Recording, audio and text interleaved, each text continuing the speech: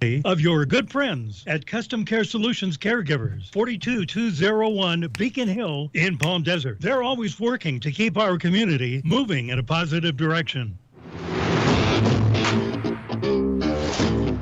That's right. It's the morning show here on ABC News Radio, KMET 1490 AM. We appreciate each and every one of you for spending time with us here on the morning show. We know you have a lot of things to do and a lot of places to be, and we appreciate it whenever you spend time with us. And you let us know on social media where you're tuning in from. I know a lot of you are tuning in via the Facebook app. Go ahead and let us know where you're tuning in from. We're also on Twitter Live, YouTube Live, and, of course, any and every other place where we're at. LinkedIn as well. We like to be on our LinkedIn live chat as well. So let us know where you're tuning in from, and we'll definitely give a shout out. We got Jesse Sanchez over there looking good for the day. What's going on, Jesse? Good morning. Oh my God, it is cold outside. Is it? I don't know where you are, but it's cold here. It is dark, and to be honest, I can't even see the sun. Well, for those that don't know, you're in the Beaumont Banning area, right? Kind of like in the middle of it all, which is part of Riverside County, right? And I live in what is known as San Gabriel Valley, part of LA County, right? So we've got a good, how many miles would you say? Maybe 60, 70 miles? Yeah, I want to say around 70 miles difference. Yeah, about 70 miles. So that's so whenever he goes, I know some people are like, how could you not know you're in the same state? But regionally, like, we had rain yesterday for just like maybe a good 30 minutes here. I don't think you had rain there. And then I had to go to a funeral yesterday remember I told everybody about the coronavirus victim that was a couple weeks ago that was found in her room having coughed up blood and other things. And so the funeral was yesterday. So I went to that, but that was in Murrieta, which is down the 15 freeway. And although it looked like it wanted to rain, it wasn't raining. That was kind of nice. It was kind of like a nice cloudy day, which you don't want rainy days on funeral days. Everybody's already sad. Nobody wants, to kind of have to face, each other in that way. But it was nice. The family, of course, got together and, recounted her memory, and again, so young at 28, 28 to see another COVID victim be taken in that way, and such a horrible way too. It was very sad for that to happen. So they're going to be going to Arizona this weekend in order to actually, and this is the sad part, because those that know Native culture, they actually happen to be indigenous and native to the area, but they have more like how do you say it? When people kind of have a tradition, it's one of which, like, you take the family to a plot of land where it's like blessed. You know what I mean? So although it was an open casket situation, it's actually two of the family members. One, they have not been able to go to Arizona to take care of her by spreading her ashes where it needs to be, because her ashes are in her urn, and that is technically the aunt of the one who died. So it's so basically it's going to be two being put into an area over in Arizona, which is more for the family, as kind of a burial place, if that makes any sense. So it's sad. It's sad when that happens, because one death is bad enough. They are ready to make the trek, because it's like a good 2-day thing, right, to go from here to Arizona and then drive. So I'll probably be carpooling with a couple of them. But having said that, it's one of those things that, when you have two family members taken by COVID, that in of itself is really bad, and taken literally less than a year apart. One in February of 2021, and then the other just recently, which is technically end of December 2021 or beginning 2022. So that in of itself is really bad, right? And it's a situation that you don't want to have to say, but you have to be mindful of the people around you and say, you know, all of us that are still alive, thank goodness we're still alive, right? I keep saying this. Appreciate those that you love while you have them, because you never know when it's going to be your last day or their last day. So enjoy them while you have them. I know I enjoy Jesse every single day, but Jesse, if I were to end up in a car accident on the way to Arizona and I don't come back, I just want you to know I appreciate every single day that we had until then. Does that make sense? No, Yes, does. Don't put that thought out there. I know. I like to be proactive. You know what I mean? I always tell my mom, just so you know, if I ever not come home one day, don't worry. I'm ready to say my piece because, you know I've lived my life. Now, do I want to live my life further? Yes, of course. But I want people to know, in the meantime, if this were my last day, and I know all of you in this way, I want you to understand I appreciate every single day that I've had until now. And hopefully we'll have many more blessed ones along the way. But sometimes, and I know we've lost listeners, along the way as well, due to COVID or due to other extenuating circumstances. I know because I've seen their Facebook feeds and when I've had guests that have been on our show regularly, we've, had to say goodbye to them in the past. I've had brands, that were really good with us. One time Sprint was really good with us. And he passed as well. And then, you got to deal with the aftermath of what goes on after that. You build friends along the way, and then you take care of them along the way when they need help. I know yesterday I had a call that I couldn't take because I was at the funeral, but they were like, "You're never around," and I'm like, "Yeah, it's one of those things. I don't like to not be around. I always try to be around, but sometimes you got to take care of matters when you do." So there it is. Maria tuning in. We've been missing Maria all the way from Canada. She says, "Good morning, everyone. I will be back watching live for a while. Again, I have a tumor in my muscle under my left knee." What? What happened, Maria? Maria, for those who don't know, is a nurse in Canada. Sometimes she travels into the U.S. and helps us out here as well. But that's not good news, right, Jesse? Oh, no. My jaw drops when I say that. I hope you get better real quick.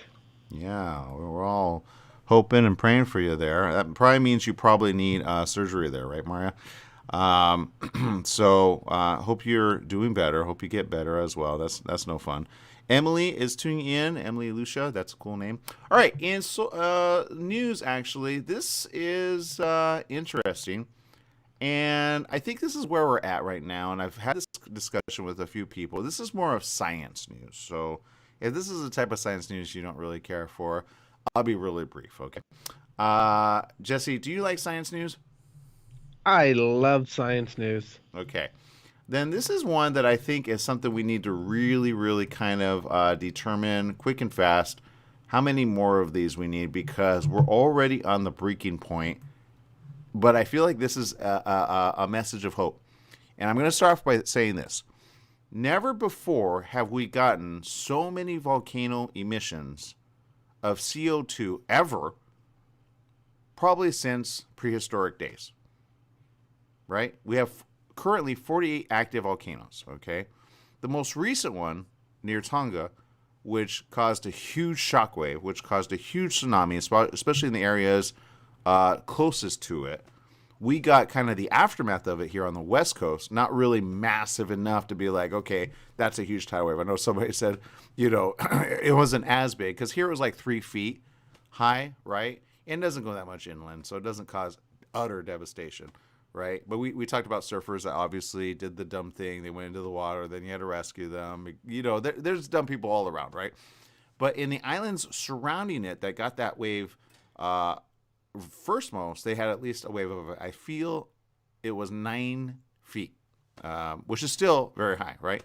That's taller than you or I, right? That's basically like, goodbye, So for those areas, of course, they're still determining, who's missing, who went missing. Those type of numbers don't allocate for quite some time. So I would say be careful of that. But this is something, and if you look at this, it looks like a Maybelline commercial. Okay, I'm just going to show you, and Jesse, you could kind of describe what you see for our radio audience. How would you describe that picture? Now, remember, the people are very small next to these big, giant, what look like Maybelline. What would you call them? What am I looking at? These are actually negative carbon emission machines. They scrub greenhouse gases from the air. Interesting. Interesting. Okay. Okay. But they look like little like I mean they're not little, they're huge. They're like significantly huge. What is that, like 12 stories high or so? Um Yeah, they look like giant. I don't even know how to say it. Like like giant. eyeliner. Yeah, giant black tubes coming out of the ground. Yeah, that look like Maybelline little tubes, if I could Oh describe yeah, them. that's right. Mascara. Now that I'm looking at it, maybe it is. Yeah, so these 2 centuries, of course, of fossil fuels have put more carbon dioxide, greenhouse gas into the atmosphere than nature can remove. All that builds up. It traps excess heat near Earth's surface, causing global warming. We've had to deal with this. We've talked about this for quite some time. People said, "Oh no, it's not a thing," and I say this: even if you believe it's not a thing of us, it's a thing of the volcanoes. Period. End of story. Right? So we have that situation happening right now in massive quantities. So the reason I like this story is it says that we can scrub the air. Now, the U.S. Department of Energy has a new goal to scale up direct air capture, which is a technology that uses chemical reactions to capture CO2 from the air. While federal funding for carbon capture draws some criticism from people who say, well, it's an excuse for fossil fuel to continue, carbon removal in some form will still be necessary. Now, I say this. I agree with that by saying, okay, let's keep, drilling. Let's keep getting into our earth, in order to just make more harm for it when we could scrub it. But I will say we're at a tipping point right now with so many volcanoes that are emitting so much of the CO2. We need technology like this to scrub the air in massive quantities. Okay, I've been talking to automobile technologies about hydrofuel and how that can help our air without emitting more carbon into the air. But we're at a point where now the Earth has given back so much CO2, it's going to cause more storms. It's going to cause more problems in our Earth's atmosphere. It just is. I mean, the earthquakes are already bad enough, right? But federal funding is necessary. It says technology to remove carbon mechanically is in development and operating currently at a very small scale, in part because current methods are prohibitively expensive and energy intensive. It says new techniques are being tested this year that could help lower the energy demand and cost. Now, according to Klaus Lackner, who is at the Arizona State University as a professor, he's a pioneer in direct air capture and carbon storage about the state of the technology and where it's headed. Now, he got interested in carbon management since the 1990s. And what drove him was the observation that carbon piles up in the environment. It just kind of gets there, it stays there, right? It takes nature, or our Earth's environment, thousands of years to remove that CO2.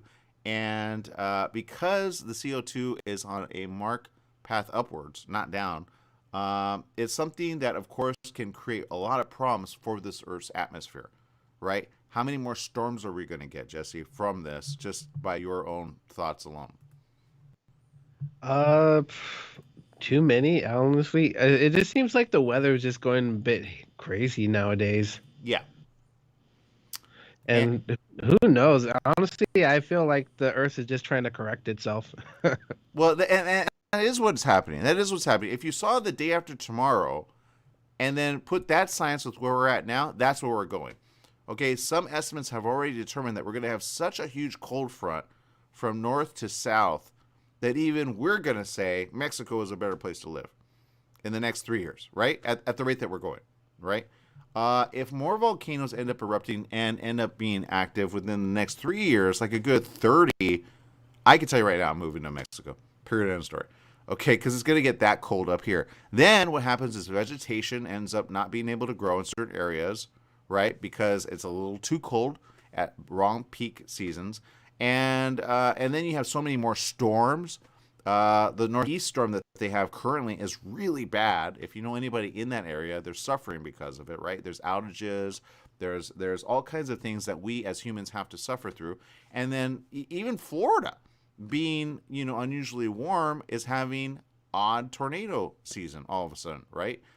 They're having blasts of nature where people go, what is going on? We've had more disasters on this earth around the world in literally 2 years of time that we've had in literally a good 20 to 30 years of time, depending on which analyst that you ask. That is way too many at any given time, right? Plus coronavirus. You understand? So people that understand this go, what is going on with our Earth, right? So I say this, when it comes to this technology, I actually say, yay, let's make more of this, right? This is what we need. And they have other things that they're trying to do, like this one. He says, my lab has created a method to do this called mechanical trees. They're tall, vertical columns of discs coated with a chemical resin, 5 feet in diameter, with a disc about 2 inches apart, like a stack of records. That's how he describes it. Let me bring this up on the picture again so you guys can see it really quick. There we go. Because that's basically what you're seeing here. As the air blows through, the surfaces of the discs absorb the CO2 or carbon, right? After 20 minutes or so, the discs are full. They sink into a barrel below. We send in water and steam to release the CO2 into a closed environment. And now we have a low pressure mixture of water vapor and CO2. We can recover most of the heat that went into heating up the box, so the amount of energy needed for heating is quite small. By using moisture, we can avoid about half the energy consumption and use renewable energy for the rest. This does require water and dry air, so it won't be ideal everywhere, but there are also other methods. He says, I started working on the concept of mineral sequestration in the 90s, leading a group at Los Alamos. The world can actually put CO2 away permanently by taking advantage of the fact that it's an acid and certain rocks are base. When CO2 reacts with minerals that are rich in calcium, it forms solid carbonates. By mineralizing the CO2 like this, we can store a nearly unlimited amount of carbon permanently. I say just bury it. You know, well, it's kind of like, you ever have one of those devices that scrub water, for example, and then make it easier for you to drink? Okay, I think I can visualize what you're talking about. Yeah. They've got basically like, what's it called in the middle? But you could take really bad water, clean it, and then clear it, and then drink the water through it. They have those devices like in survival places. I have a couple of them. But basically that's what he's saying you could do. And I say just do that and then bury it. You know, carbon in the earth is better than leaving it in the air. Period, end of story. That's where you want carbon, right? That's what soil does. Carbon recycles in soil. So if that makes any sense, you just wash it away. It sounds interesting. I don't know enough about the science of it, but it sounds like a good thing. Yeah, it is. It is a very good thing. So I say to the scientists, good job. He has all kinds of ways to test air capture technology, and I think they need to do this really quick. And then we have hope for the Earth.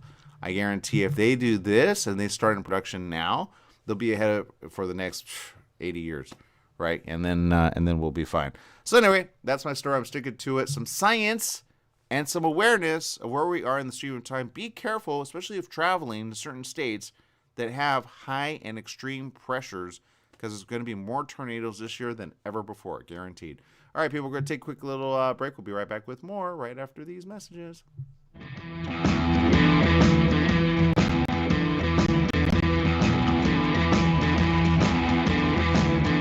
Take KMET 1490 AM with you everywhere you go by downloading our free smartphone apps found on the KMET website, KMET1490am.com. You can also go to the Google Play Store or the Apple App Store on your phone to download the free app. Now you can listen live or play any of your favorite programmers' podcasts using your smartphone. Go to KMET1490am.com and download your free phone app today.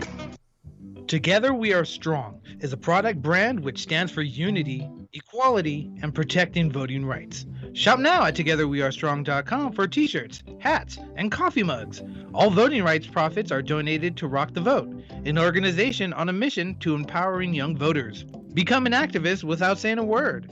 TogetherWeAreStrong.com. Make a difference in America and the world. Shop online at TogetherWeAreStrong.com. Give the gift that helps drive change. Go visit TogetherWeAreStrong.com. Standard Time is here. That means shorter days and cooler nights that make you want to stay inside. Don't get caught in the cold. Franklin Mechanical Systems can do a preventative maintenance check on your heating unit to get it working right. For cleaning, repair, or a new installation, call them for a free estimate. Franklin Mechanical Systems, for all your residential and commercial heating and air conditioning needs. Call their Beaumont office at 951-845-1000. That's 951-845-1000, and stay warm today. Here's to your health with Joshua Lane. Ideas you can use to be healthy and stay healthy. The current thinking about beauty, fitness, and longevity. Every Tuesday and Wednesday morning at 9 a.m. Wellness talk you can use. Here's to your health with Joshua Lane on KMET, naturally. Attention homeowners, spending more time around your house means you're putting more stress on major appliances that keep your home running. Like many Americans, a major breakdown could be very costly during these uncertain times. AC unit goes, that's $4,500. Water heater breaks, $1,500. When you own a home, it's always something. If you have a home warranty, those repairs could cost you nothing. A Home Service Club warranty pays for the repair or replacement of your home appliances and systems when they break down, even from normal wear and tear. For about $1 a day, you can cover your home appliances and systems. It's not a question of if they'll break down, it's when. If you call now, you'll get your first month free and $75 off your first year. Make home appliance repairs one less thing to worry about. Call 800-274-4679 now for your free quote, free first month, and $75 off your first year. 800-274-4679 now. That's 800-274-4679. Again, 800-274-4679.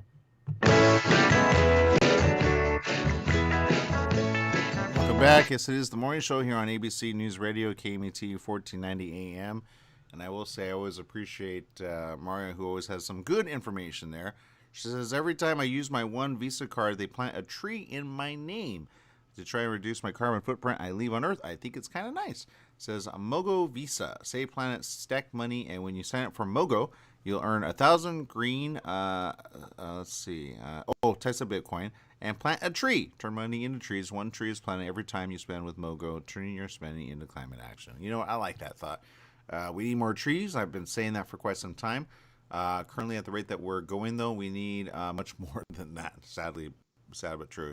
We need at least a good 30% more than what we have now.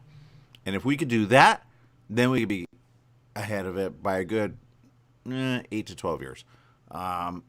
So tell the industry out there, you know, even if this other technology doesn't get made, the best thing to do is make more trees, right? Make the right type of trees, plant many more of those, let those grow, let those clean our air, and do exactly what it does. Take the carbon, put it back into the ground, recycle it, give out oxygen. We have more of that, we'll be fine. And that's really the math, 30%. It's as simple as that. Sometimes people don't understand that, but there you go. Jesse, have you ever overpaid for an item and then say, you know, I want my money back, but then nobody wants to give you your money back because they just say, well, too bad, so sad, you should have done your research? I usually research everything before I actually buy something, but if I pay more than what I think it's worth or something like that, yeah, I'll just suck it up. I'm lazy. Okay, all right. Well, I'm not sure how these people feel about this, but a decaying 122-year-old Victorian marketed as the worst house on the best block of San Francisco has sold for nearly $2 million. Okay, and you're thinking, well, it can't be that bad. I mean, San Francisco. But what kind of house would you expect to see for $2 million?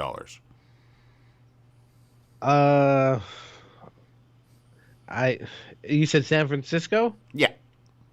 Oh Lord, I don't even know. A 2-bedroom apartment? I don't even know. $2 million, like that's $1 million per room, like, you know. So. I don't know. I don't know how the property value is over there. I heard it's really expensive, so I don't know. It is. But $2 million for this? Would you pay it, Jesse? No, ew, no. What? You How know is is that the first thing $2 million? that would be a proper statement. Yeah, this is way overpriced.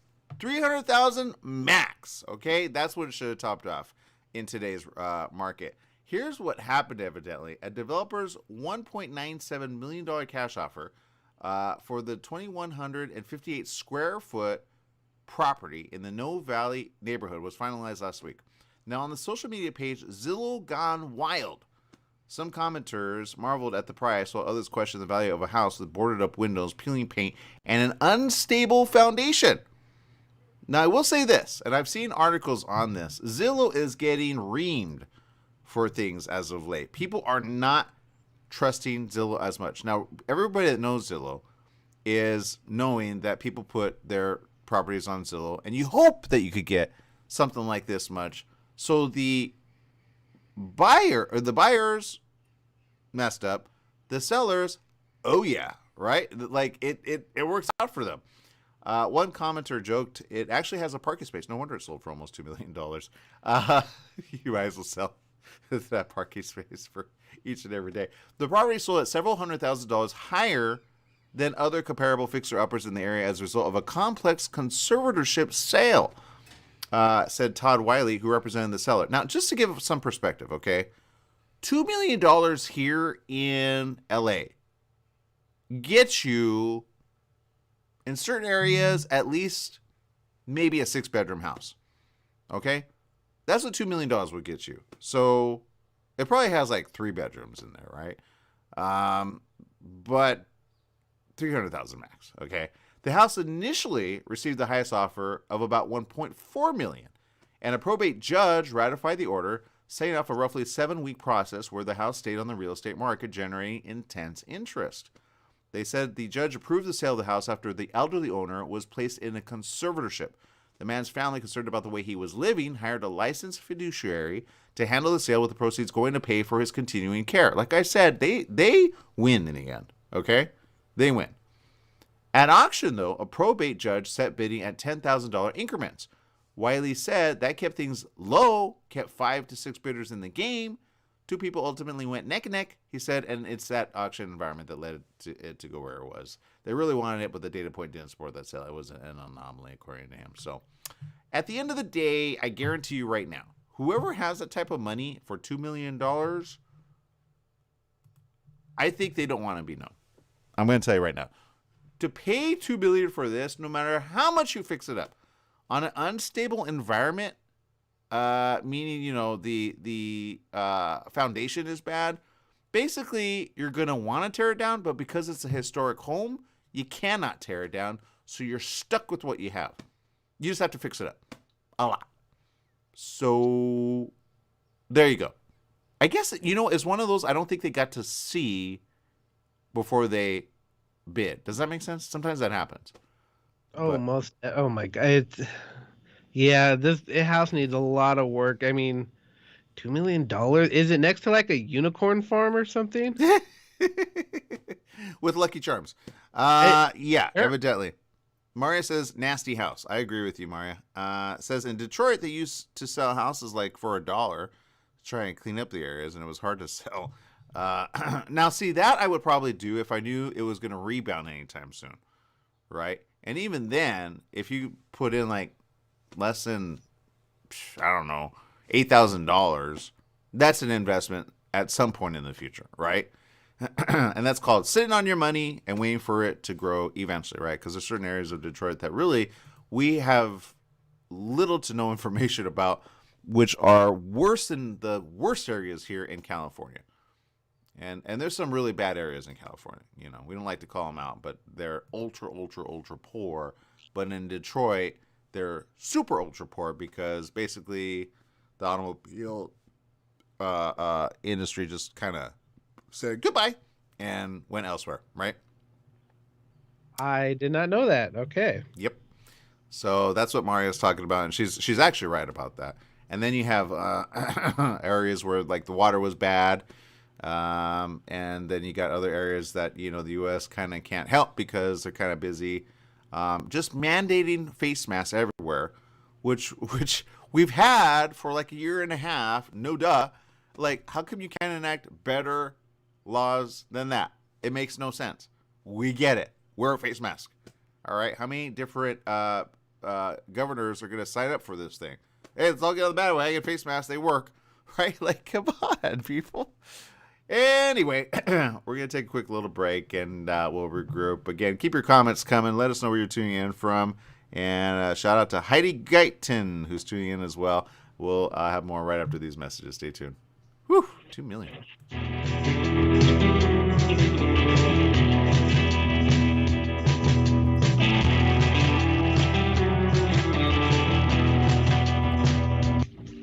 The Holiday Inn Express in Suites and Banning is distinctively suited for your travel time out of the car. Off the road, you'll find a courteous, welcoming staff and spacious rooms with desks, flat-screen HD TVs, and comfortable furnishings. Enjoy the complimentary breakfast buffet, high-speed internet, and fitness center and pool. The Holiday Inn Express in Suites and Banning, conveniently located at the I-10 near golf, gaming, and entertainment. For reservations and information, call 951-572-5500. That's 951-572-5500, or go online at hiebanning.com. Ruth didn't know she was leaving for good. She knew he would kill her. Could she save herself? Did she feel she was worth saving? How could she best protect her children? To love, honor, and betray, Ruth Tunnicliffe shares her true tale. From submissive to survivor, then thriver. Now living a proud, purposeful life as an optimistic, inspiring, peaceful warrior. Can a person heal from feeling the guilt of a decision altering many lives? Weighted by living grief, moving through lessons learned, self-discovery, and land in self-love? Can someone who's been abused in every way move to self-trust, confidence, and arrive at living in peace? To love, honor, and betray. A sincere, honest letter. To herself and her adult children, Ruth Tunnicliffe shares her story so that others may also find the inspiring, peaceful warrior within. Amazon worldwide, Barnes & Noble, RuthTunnicliffe.com. Join Yvette Walker every Tuesday at 4 o'clock p.m. on KMET ABC News Radio, 1490 AM, FM 98.1, and Internet KMET TV for the Southern California Business Report. The show is dedicated to highlighting successful businesses and the individuals behind them. Yvette interviews the incredible people managing these enterprises that range from awe-inspiring sole proprietors to world-renowned organizations. The Southern California Business Report, Tuesdays at 4 o'clock p.m. When you want the best performance for your vehicle, think only of Scott's Headers and Mufflers in Beaumont, right off the I-10 and 60 freeways. Check out Scott's complete list of performance products on their website at hdrinfo.com. Scott's Headers and Mufflers can recommend ways for your car or truck to get better gas mileage and cut down on emissions. Need your car or truck to pass smog only? Go to Scott's Headers and Mufflers in Beaumont. Find out all of your questions on vehicle performance by logging on to hdrinfo.com. Scott's Headers and Mufflers in Beaumont, hdrinfo.com. Welcome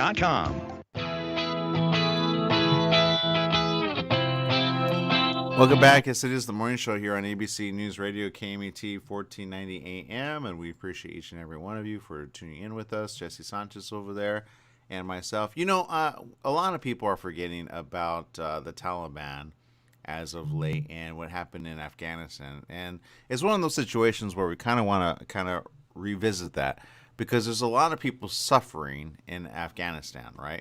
I know the latest news is a major earthquake happened there just recently. And having said that, a lot of people are wondering what's going to happen next. There were literally 2 earthquakes in Afghanistan.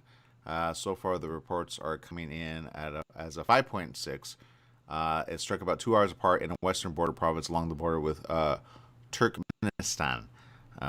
2 earthquakes, and so far a good 28 people are dead, and it's destroyed hundreds of homes. The earthquakes occurred on Monday after 3 days of heavy rainfall, which left mud brick houses vulnerable along the mountain slopes, according to a spokesman for the governor in Badghis province near the border with Turkmenistan. Mr. Sawari said hundreds of houses had been destroyed in impoverished areas in the Kadis district. In the southern part of the province, men, women, and children were killed, many of whom had been inside the buildings. A resident of the affected district said by telephone that the death toll would most likely rise significantly because many families were still buried under the rubble. Rescue teams are sent to the affected areas. Photos taken by local residents and provided by Mr. Sarari showed men and boys using their bare hands to remove clay bricks and other rubble, apparently trying to reach any survivors trapped in the debris. Now, having said that, there are a lot of things happening to the people of Afghanistan.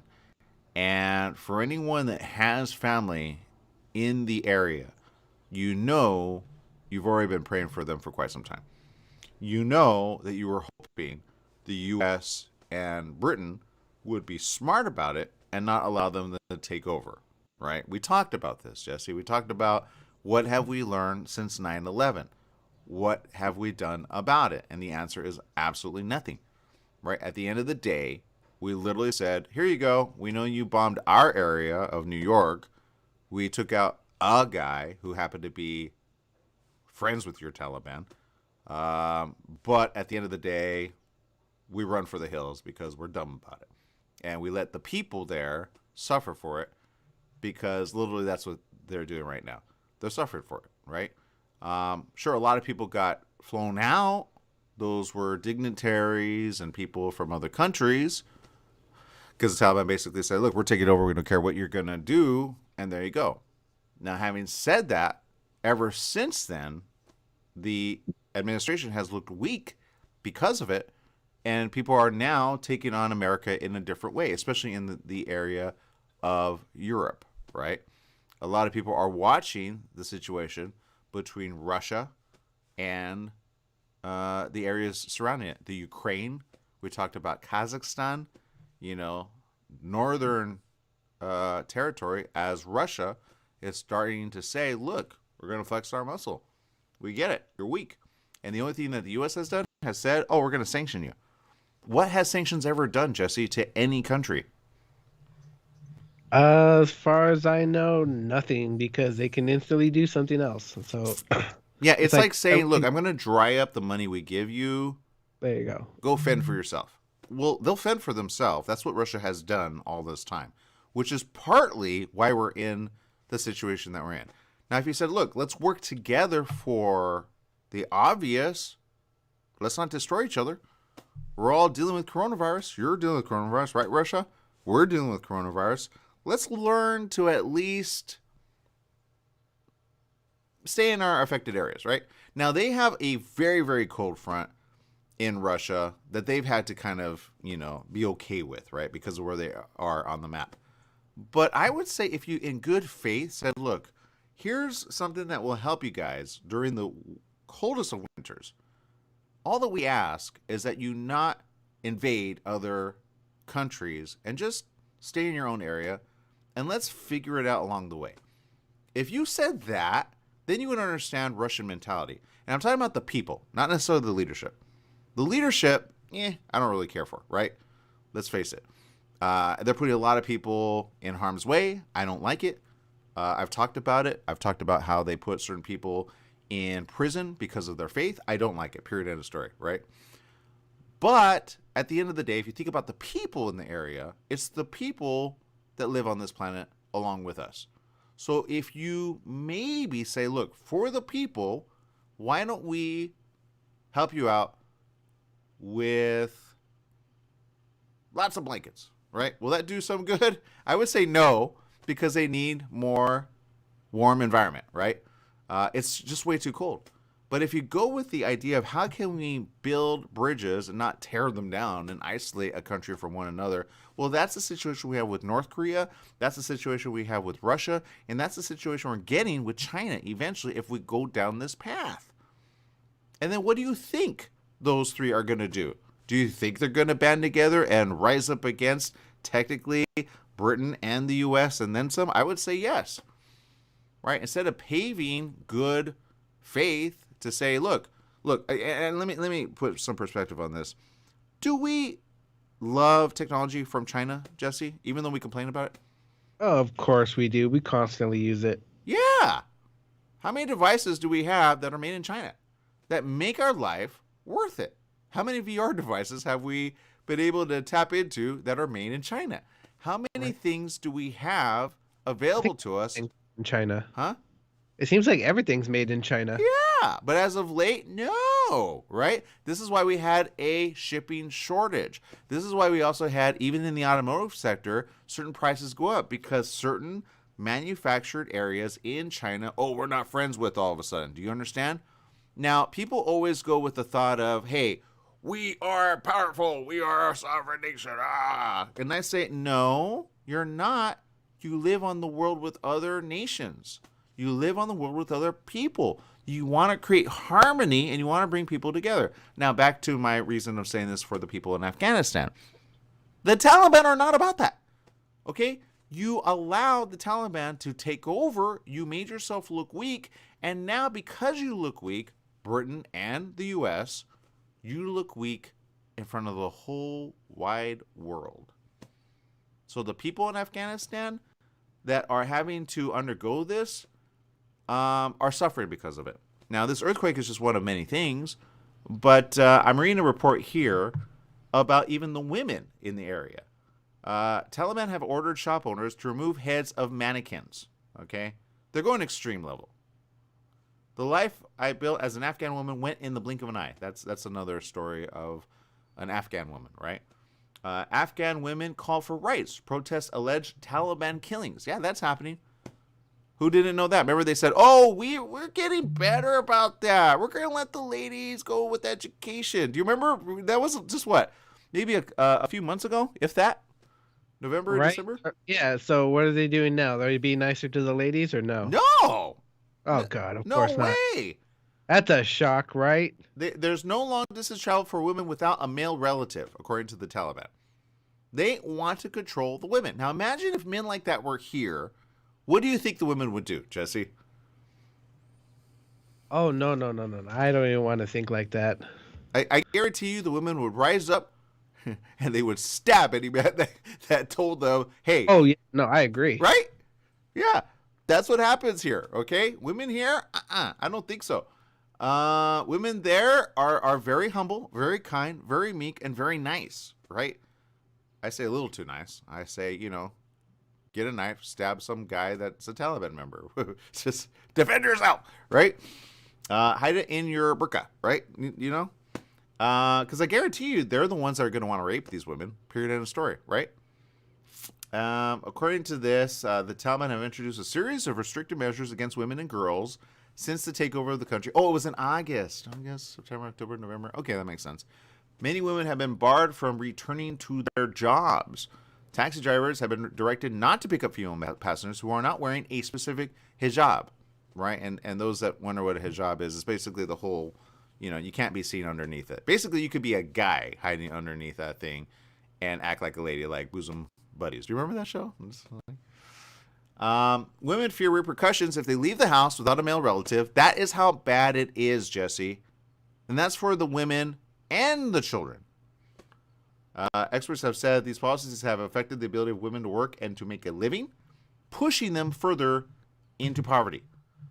Women heads of households are especially hard hit, with their suffering compounded by the devastating consequences of the humanitarian crises in the country.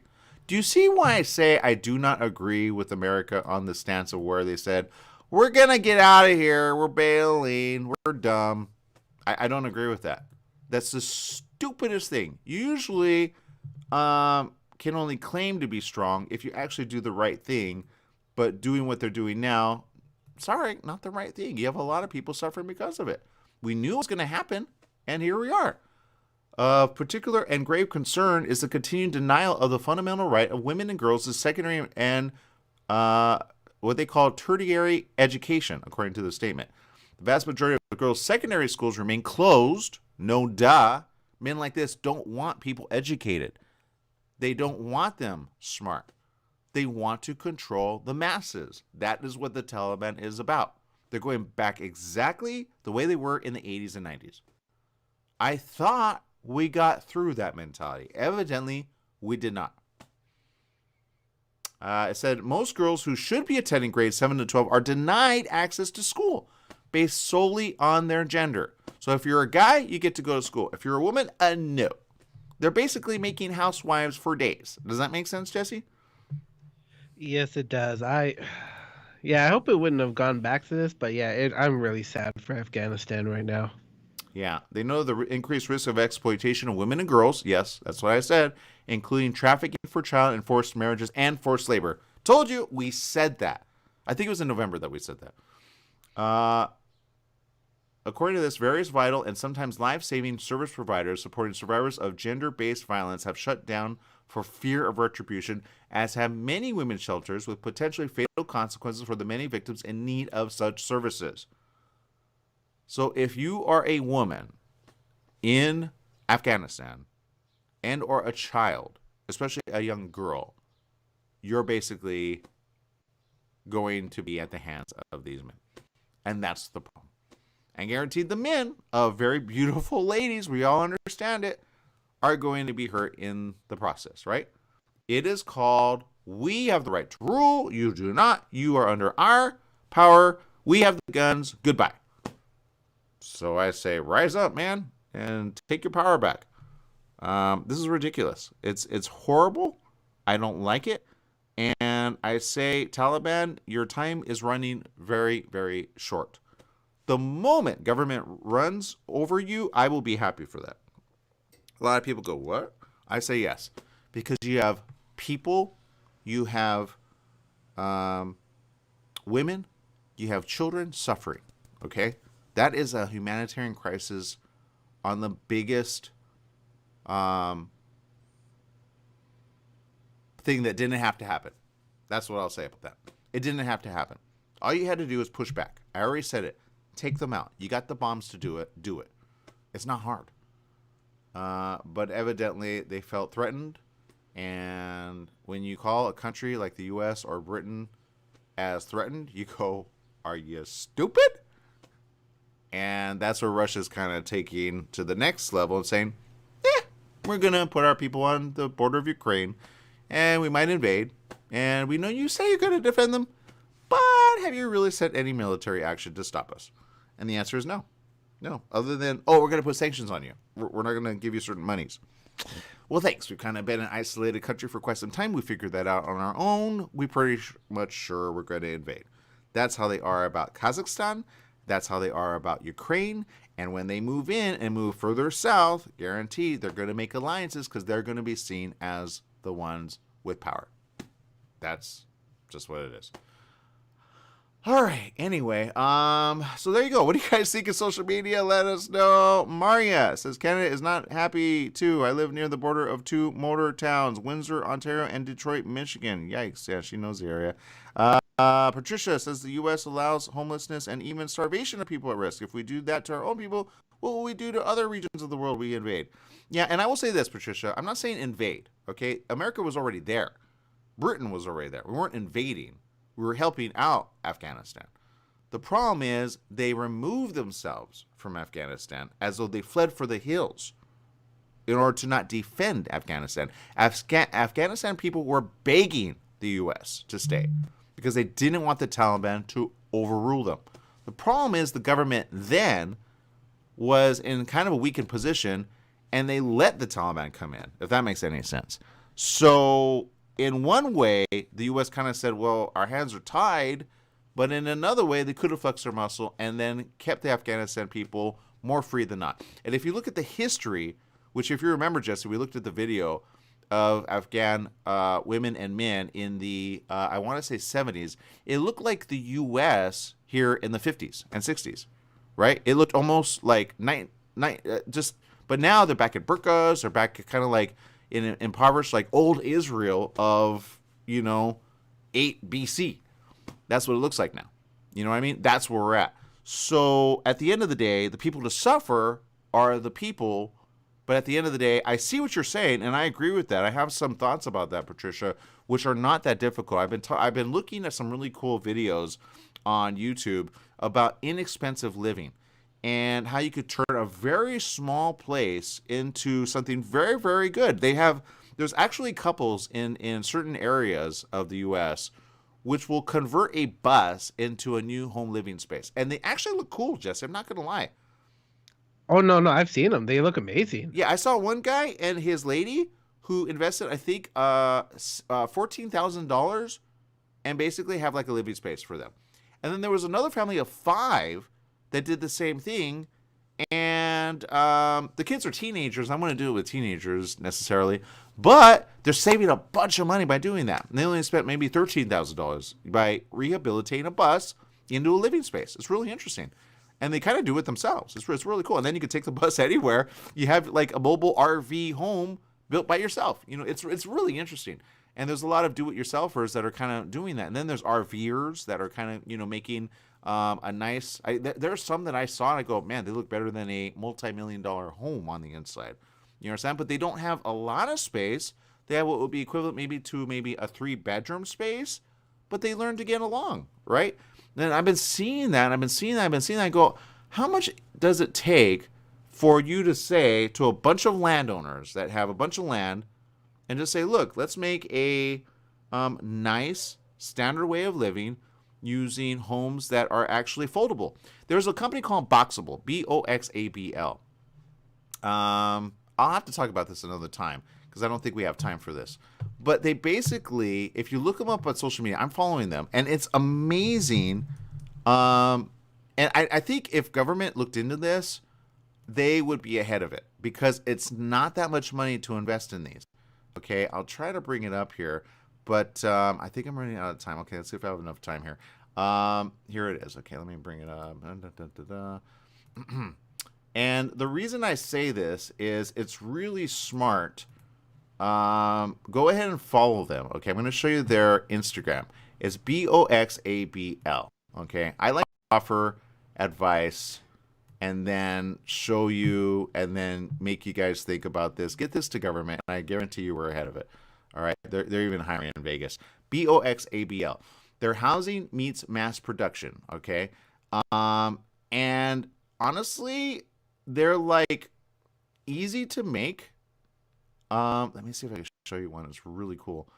And they fold out, and they're stackable. Hold on, let me get one that makes sense. The interior looks like a brand new home. They deliver them. Let me bring up this video. I think this is the best one that will kind of show you what it is. And then, but here it is. So it folds out, it folds up, and imagine like a Lego set put into place. You could deliver it to any piece of land, and it's ready to go like that with the interior that looks amazing. You put a bunch of these, anywhere from $30,000 to $40,000, invest in, you don't have a homeless crisis anymore. Nice little small units on any piece of land. Do that, and you're good for years to come. Right? Solution. Period. End of story. That's what we need.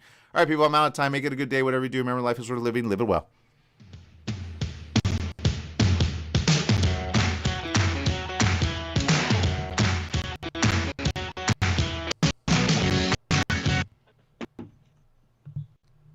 All right, people, I'm going to stay with you here just to show you kind of what I'm looking at. But how cool is that? It is such a smart design, and it doesn't cost a lot. I would be okay in a space like this, wouldn't you? Doesn't that make sense? Get a piece of land, put a bunch of these on there, boom, you're good for years to come. Easy breezy. There are Japanese that live as simple as this. All the modern conveniences in a home, ready to go. I love the design, don't you? This is what I say. If you give this to people that are homeless for as little as $30,000 to $40,000, come on. We have the solution right here. This is called innovation at its finest. You understand? I already sent this to a couple of people, and I said, what do you think about this, right? Because I got ideas about this, right? Here's a schematic of... And they're made in a factory, and then they're shipped out, and you unfold them just like that. Here's a 2, right? Like, well, you know, you put these 2 together. It says, need more room? No problem. Boxable. Boxabl. Follow these guys, man. I love this technology. Look at this one. This one you could stack on top of each other, and they're good to go. They have it like on a parking lot. Boxable. I mean, you could put like, technically, really, you know what you could actually do? Here's what I would do. I would create a pop-up shop using this. Right? I don't know how much it is to transport it, but pop it up, put it in, boom, done. Look at this. right? This is with the outside, you know, just the way it is, next to each other, right? I love this. Come on. How easy is that? Imagine in hurricanes and or areas where they are torn up, you just make a bunch of these. How simple is that? Look at the interior. Come on, that's modern living. That's smart space. Refrigerator, lights. It doesn't look cheap. This is nice. This is all you need to do, people. Why is government not investing in this? I say invest in this. All right, here's some kids. Look at this. Look at this. They're having fun. Housing has never been easier with Boxables technology. Look at that. The kids can move it. Granted, of course, it's movable. It's not locked in. But that's how simple it is to put it into place and then lock it for days, right? Come on, people. See, people are already interested in purchasing it. See, this is how they make it. This is kind of cool. This is like one of those little things. Look how fast they make it, right? All machines. Quick look at some of the future technology the factory will have. So they're investing in it to make boxable homes, right? Look at this. Oh, I love this idea. This is one with future planning. This is kind of like I think this is one of those. Yeah, this is one of those like examples. But see, get any piece of land, put them down. Look at that. Boom. And now put solar panels on top. That probably takes a total of 3 days to make. Boom. Easy. I'd live in that, would you? I would. Why not? Rent it out. Airbnb that. Put it on a piece of land, and you're fine. This company, I guarantee you, is going to make a lot of money in the next 3 years. All right? I think there's going to be other ones like it. But this is what I say is what is needed for the people that need a home. Okay? But even for you, you're probably thinking, you know what? I'm not even homeless and I want this, right? Let me show you this one. Let's see. Yep. It's as simple as that. Like, ship it out. Put it in place. Boom. Ready to go. Simple. All you need is a little piece of land. That's it. Or a temporary piece of land, right? A portion of that piece of land out. So I love this. I really love this company. I'm glad I could show you guys this. This is the first time I'm showing it to everyone here on here. But this is how they do. They make them, they ship them out, and boom, you are done. I love this one. This one actually shows different ways to use it. Disaster will strike. Boxable can be there. See? Instant hospital. I love this. What if next time disaster strikes, thousands of boxes are dispatched for immediate relief? Yeah. Rapidly deployed hospitals, shelters, schools, quarantine. For $30,000 to $50,000, sign me up. Sign me up. Put it on a piece of land. Move it around if you don't like that place after a certain amount of time. I don't know how much it is to transport it again. But because it's modular, because it basically folds up, it's ready to go. Here's a situation just down. So see, government knows it. Boxable spending the week in Washington, D.C. at HUD's Innovative Housing Showcase. Yeah. Sign me up. I'm good to go. All right? Anybody that thinks this is a bad idea, I'm sorry, but you just did not see the future like this. So I say, let's do it. Right? Look at this interior. Hello. Yes. Thank you. Let's see. This one says, how much is this? Yep. $50,000. You get a fully furnished home. For that? That's super ultra cheap. Do you understand what I'm saying? That's amazing.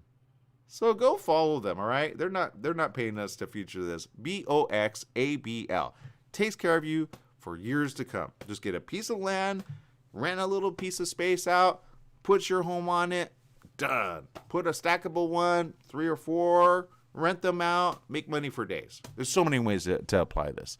Anyway, I'm out of time. Make it a good day, whatever you do. And enjoy life, okay? Oh, Mario says, I watch a Tiny Home Network, and they show so many stuff almost the same. Nice, very awesome little homes, eh? And yeah, it's tiny homes, right? I've been noticing that's kind of a thing, and I came across the YouTube channel recently. I go, why can't we live more like this? Seriously, makes sense. All right, people, I'm out of time. Make it a great day. Whatever you do, remember, life is worth living. Live it well. Bye-bye, everyone.